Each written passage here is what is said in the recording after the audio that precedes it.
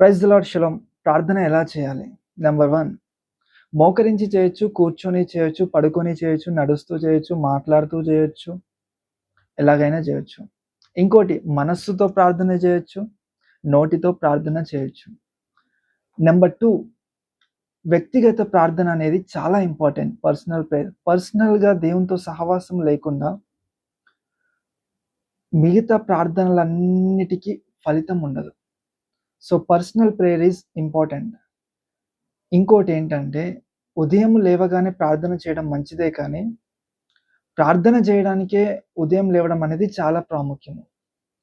Number 3, ప్రార్థన చేసే ప్రతిసారి అంటే వ్యక్తిగతంగా మనము మౌనంగా దేవుని సన్నిధిలో ఉండి, ప్రభువా నీకు విరోధంగా నాలో ఏదైనా ఉంటే నాకు తెలియచేయి ప్రభువా అని దేవుణ్ణడిగి, వాటిని ఒప్పుకొని మనము విడిచిపెట్టే ప్రయత్నం చేయాలి పాపము విషయంలో.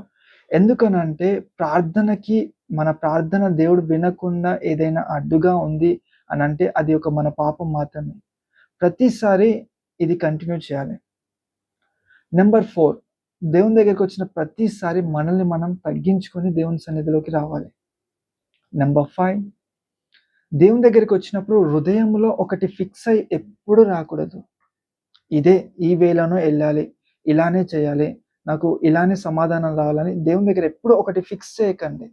ఇలానే కావాలి అని. దేవుని దగ్గరికి వచ్చిన ప్రతిసారి ప్రభువా నా పరిస్థితి ఇది, ఎలా వెళ్ళాలో నాకు సహాయం దయచేయి. నువ్వు చెప్పు ప్రభువా నేను ఎలాగైనా వెళ్తాను, అది నీ చిత్తమైతే అనే మనస్సు మనం కలిగి ఉండాలి.